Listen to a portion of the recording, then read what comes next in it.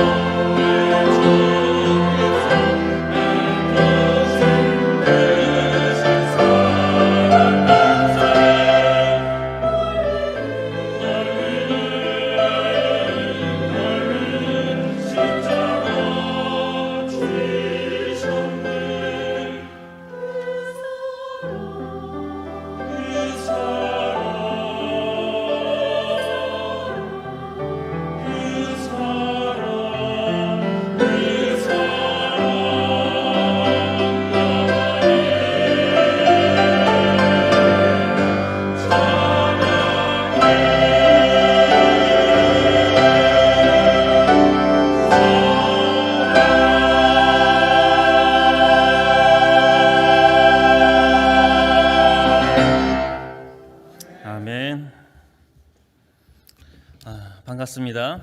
우리 시간 함께 인사하기 원합니다. 하나님은 살아계십니다. 네, 하나님은 살아계십니다. 네, 아멘하지 마시고 하나님은 살아계십니다라고 마지막으로 한 번만 더 고백하겠습니다. 하나님은 살아계십니다.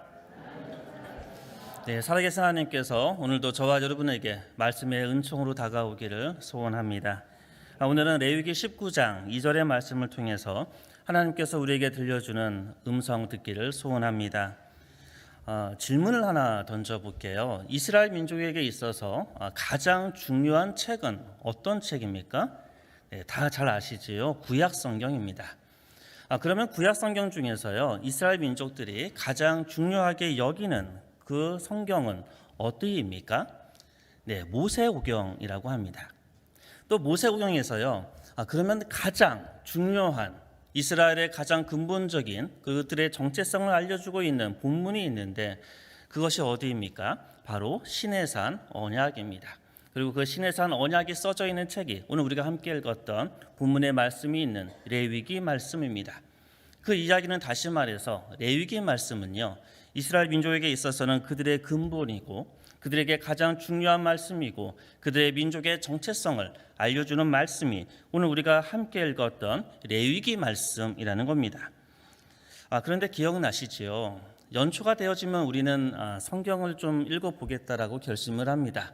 그래서 창세기부터 열심히 성경을 읽다 보면 항상 부닥치는 곳이 있습니다. 거기가 어디입니까?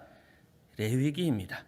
그래서 성경 읽을 때 가장 큰 위기를 맞닥뜨리는 데가 레위기라고 보통 얘기를 합니다.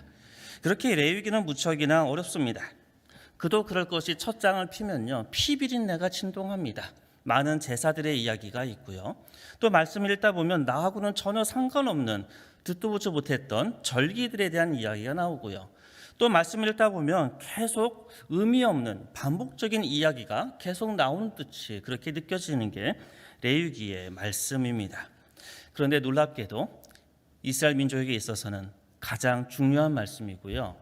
이스라엘 민족의 그 어린아이들이 글을 떼고 나서 가장 처음 읽히게 하는 책이 또 레위기입니다. 그래서 이 레위기는요, 너무나 중요하고 읽고 암기하고 반복적으로 보는 책이 레위기 말씀입니다.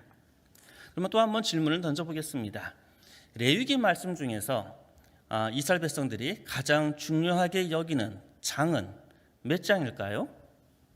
네, 대답 안 하시네요. 네, 19장입니다. 네, 오늘 함께 읽었던 이 19장은 이스라엘 민족이 가장 중요하게 생각하는 그 장이기도 합니다. 그래서 별명이 많습니다. 구약의 산상수훈이다라는 별명도 있고요. 토라 중에 토라다라는 별명도 있고요. 또 율법의 가장 핵심을 보여주고 있는 말씀이 레위기 19장이라고도 이야기합니다. 그래서 매주 회당에서 안식일날 이스라엘 백성들이 읽었던 책이고요. 심지어 신약에서 가장 많이 인용되는 그 곳도 레위기 19장입니다. 야고보서라고 우리가 알고 있지요. 이 야고보서의 별명이 하나 있는데요. 그 별명은 레위기의 미드라시다, 해설서다라는 별명이 있을 정도입니다. 그만큼 레위기는 무척이나 중요합니다. 그런데요, 다시 한번 질문하겠습니다. 레위기 19장 중에서 그럼 가장 중요하게 여겨지는 절은 몇 절일까요? 네, 대답하시네요. 대단하십니다. 네, 2절입니다. 보통 레위기가 써진 책은 되게 딱딱해서 우리가 명령이 많다라고 생각되어지지요.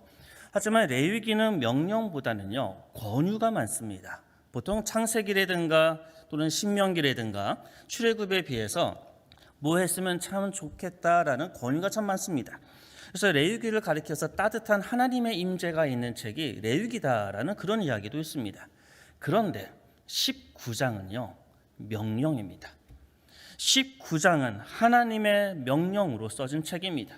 그렇게 중요하고 이 말씀에는 과연 우리 기독교의 그 가장 본질적인 내용이 담겨져 있다는 것입니다. 오늘 무엇보다 이 말씀을 통해서 하나님께서 우리에게 원하시는 레위기 19장에서 나타나는 거룩의 의미를 함께 깨달아가기를 소원합니다. 몇 년 전 한국교회 사회적 신뢰도에 대한 여론조사들이 이렇게 발표됩니다. 보통 5년이나 10년마다 이렇게 발표가 되지요.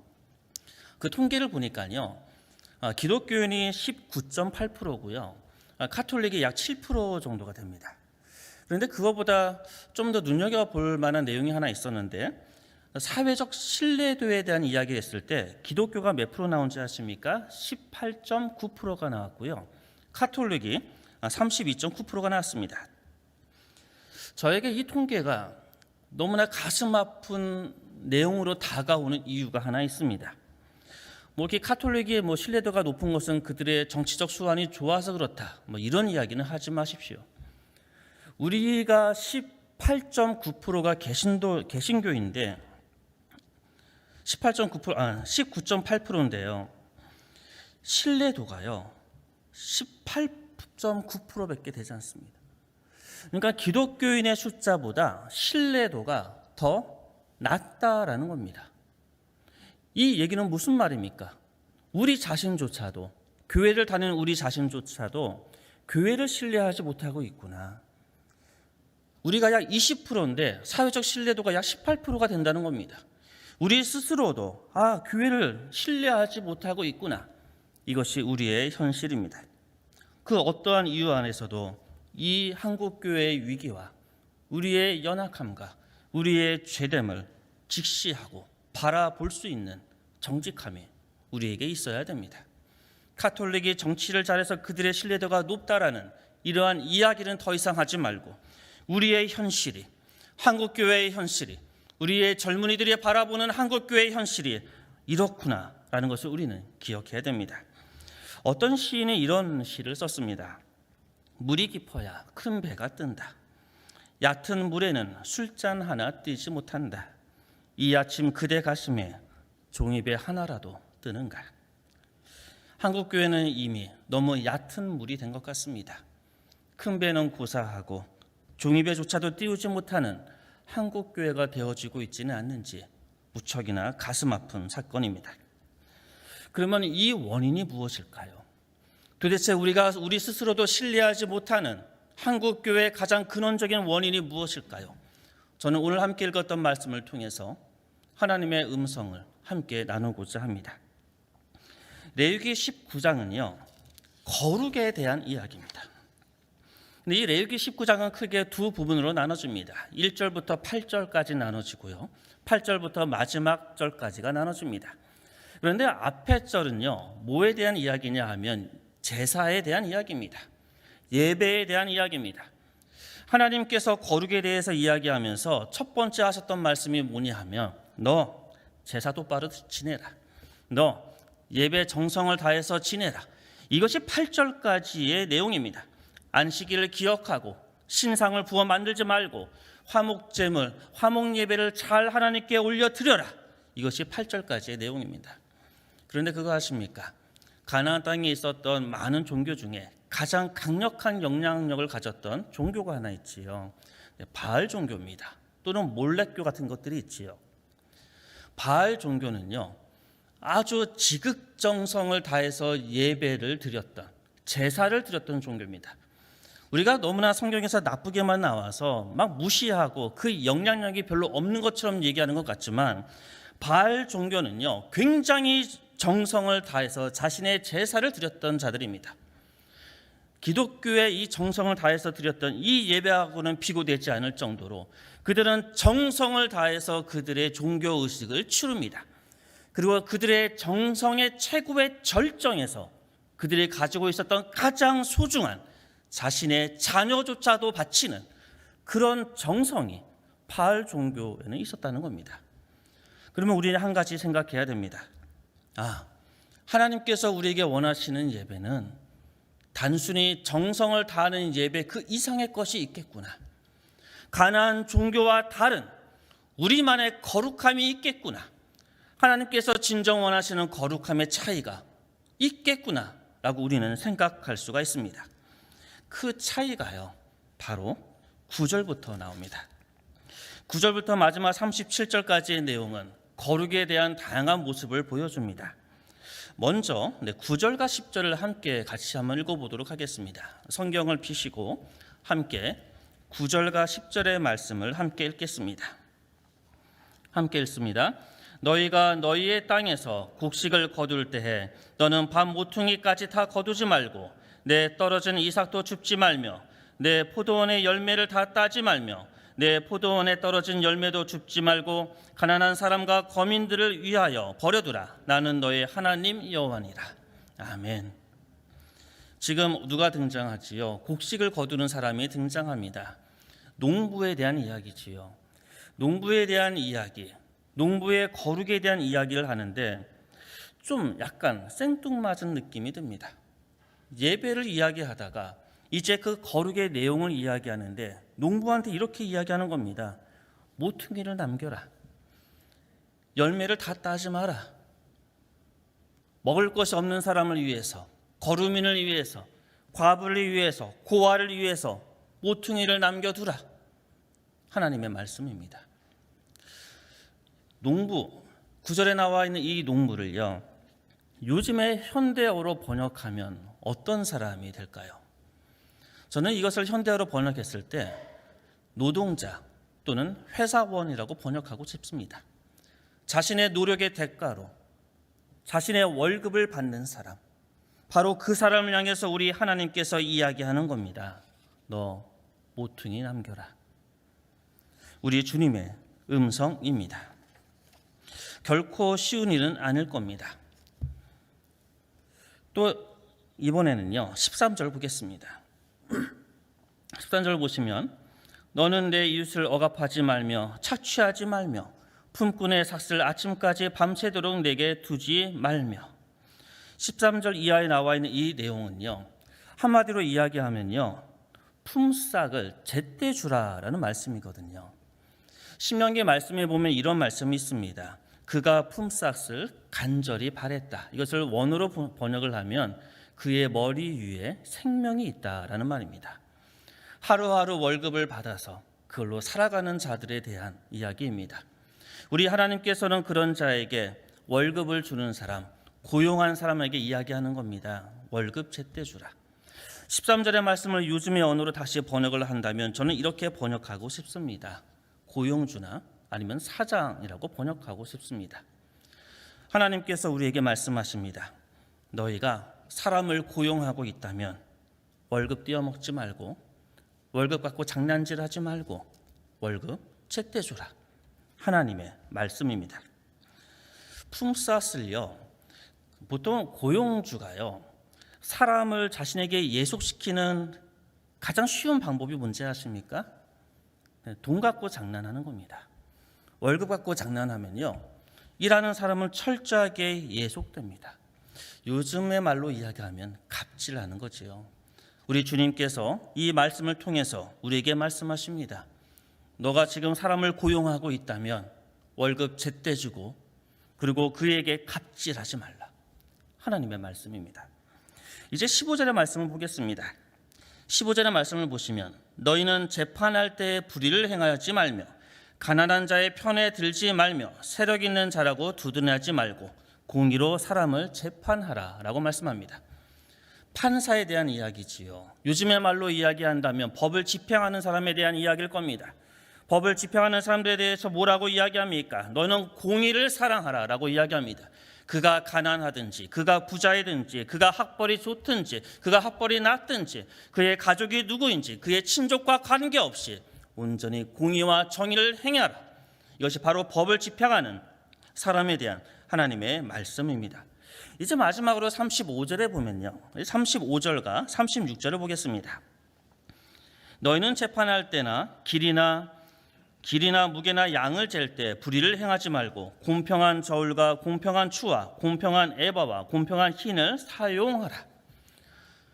이게 쉽게 이야기하면 이런 내용이에요. 시장 바닥에서 장사할 때 공평한 추를 사용하라는 겁니다.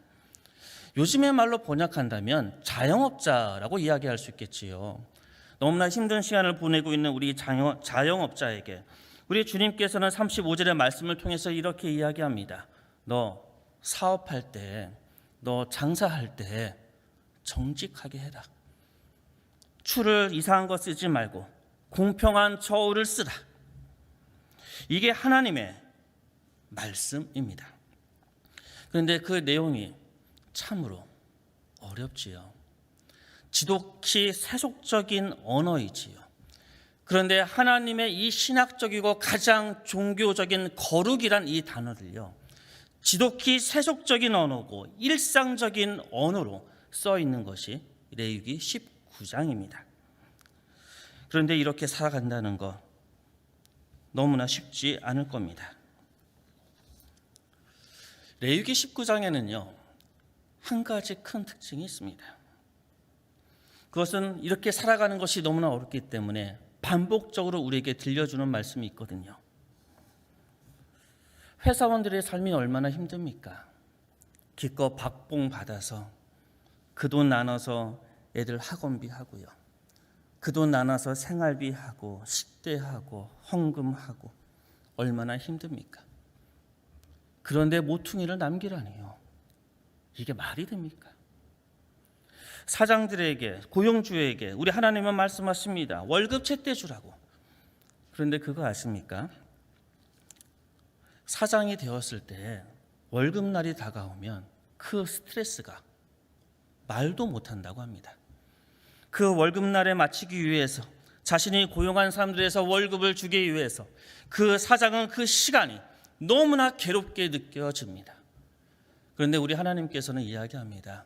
너 사람을 고용했다면 갑질하지 말고 제때 월급 주라 말씀하십니다. 법을 집행하는 사람한테 우리 주님께서 또 말씀하시지요. 법을 집행한다는 거 얼마나 어렵습니까? 가진 자와 권력에 있는 자를 향해서 법을 집행할 때 눈치를 보게 되어지고 혹시 이러한 것들을 통해서 내가 피해를 보지 않을까 무척 힘들 것입니다. 하지만 우리 주님께서 명확하게 말씀하십니다. 너 공의와 정의를 행하라. 자영업을 하면서 얼마나 힘든 시간을 보내고 계십니까? 장사를 하면서 정직하게 장사한다는 거 너무나 어렵지 않습니까? 남들은 다 어떻게 보면 사람을 속이고 추를 속여서 최대 이익을 취하고자 하는데 정직하게 이 장사를 하고 정직하게 세금을 내고 그렇게 장사를 하자니 너무나 힘듭니다. 남들이 이야기합니다. 이게 현실을 모르냐고, 그렇게 살지 말라고, 그 바보처럼 사는 거라고, 좀 현실적으로 살아내라고 그렇게 이야기합니다. 하지만 우리 주님께서는 명확하게 이야기하시지요. 너 공평한 저울과 공평한 추를 사용하라. 우리 주님께서 말씀하십니다. 그렇게 살아간다는 거 참 어렵습니다. 저와 여러분이 그렇게 살아간다는 거 너무나 어렵습니다. 그렇기 때문에 주님께서 19장에서요 아주 독특한 표현들을 반복적으로 얘기하십니다. 그 말씀을 한번 찾아보겠습니다. 19장 2절의 끝부분에 보면 이런 말씀이 있습니다. 나 여호와 너희 하나님. 3절의 끝부분입니다. 나는 너희의 하나님 여호와니라. 4절의 끝부분입니다. 나는 너희의 하나님 여호와니라. 10절입니다. 나는 너희의 하나님 여호와니라. 12절입니다. 나는 여호와니라. 14절. 나는 여호와니라. 16절. 나는 여호와니라. 18절에도 나는 여호와니라. 25절에 나는 너희 하나님 여호와니라. 28절에 나는 여호와니라. 30절, 31절, 32절, 34절, 36절까지 그리고 37절에 이르기까지 약 16번에 걸쳐서 우리 하나님께서 이야기하십니다. 나는 너의 하나님이다. 나는 너의 여호와니라. 너 나 믿고 그렇게 살아내라. 우리 주님께서 말씀하십니다. 하나님께서 19장을 통해서 우리에게 주셨던 이 말씀은 너무나 이대로 살아가기 어렵습니다. 하나님께서 우리에게 원하시는 거룩은 우리의 일상의 거룩함에 있습니다. 그런데 그 일상의 거룩함이 너무나 살아내기가 어렵습니다. 그래서 주님께서 말씀하시는 겁니다. 내가 너의 하나님이다. 내가 이 세상을 창조하였고 내가 너를 창조하였고 너를 구원하기 위해서 내 아들을 보냈고 그리고 너에게 죽음을 승리하고 부활의 길로 인도한 그 하나님, 내가 너의 하나님이다. 우리 주님의 음성입니다. 사랑하는 성도 여러분, 지금부터 약 500년 이전에 이 세계 교회에는 거대한 하나의 흐름이 있었습니다. 그것은 바로 종교개혁이라는 겁니다. 우리는 종교개혁의 후예들이잖아요. 이 종교개혁은 루터를 통해서 일어났습니다. 종교개혁의 이 불길이요, 온 유럽과 온 지역을 활활 태웠습니다. 이 불길에 로마 교황청은요, 깜짝 놀랐습니다. 그리고 이 원인을 제공했던 루터를요, 로마 교황청으로 부릅니다. 로마 교황청으로 부른다는 것은 단순하게 부르는 게 아니고요, 그를 죽이겠다는 이야기입니다. 그를 불러서 종교 재판을 해서 마치 마녀를 화형하는 것처럼 불로 태워 죽이겠다는 겁니다. 이것을 알고 있었던 루터의 그 지인들이, 루터를 너무나 사랑했던 주변의 사람들이 루터를 찾아가서 이야기하지요. 루터야, 가지 마라. 너 가면 죽어. 루터야, 가지 말라고. 만약에 간다면 내가 잘못했다고 그렇게 얘기해서 목숨만은 좀 부지해라. 그게 현실이라고. 현실 똑바로 보고 살라고. 많은 지인들이 사랑하는 마음으로 루터한테 이렇게 이야기합니다.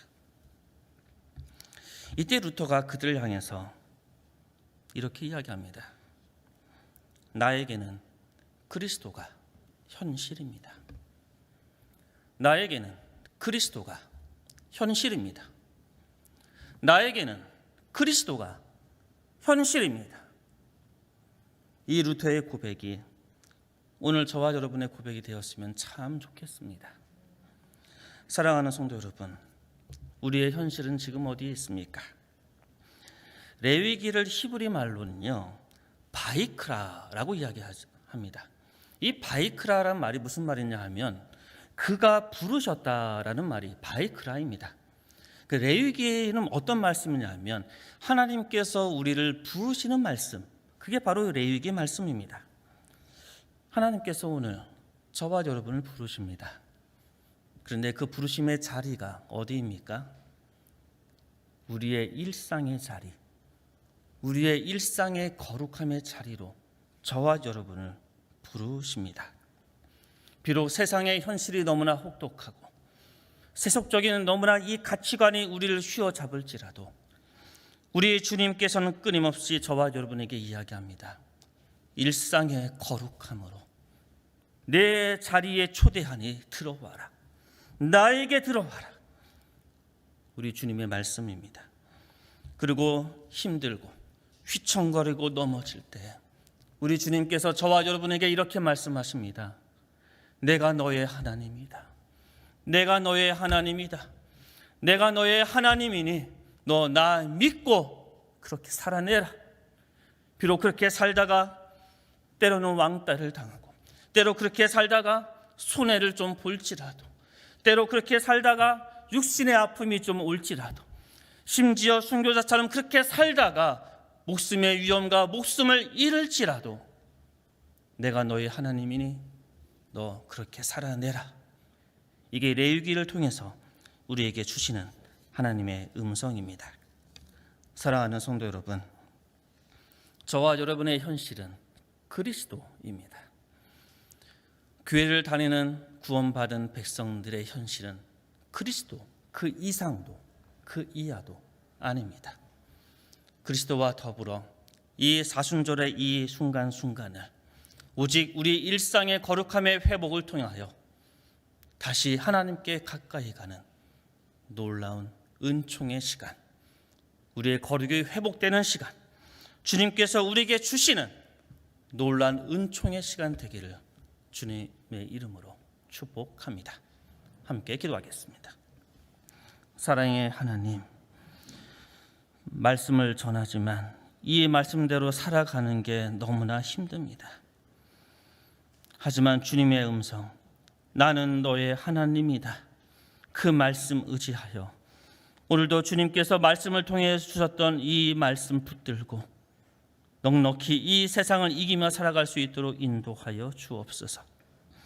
때로는 그 길이 십자가의 길이고 때로는 골고다의 길이고 그 길이 어려운 길일지라도 주님과 동행함을 통하여 넉넉히 그 길을 마지막까지 가는 주님의 사랑하는 백성들 될 수 있도록 인도하여 주옵소서.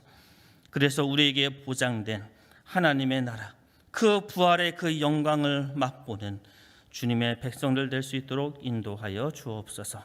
예수님의 이름으로 기도합니다. 아멘.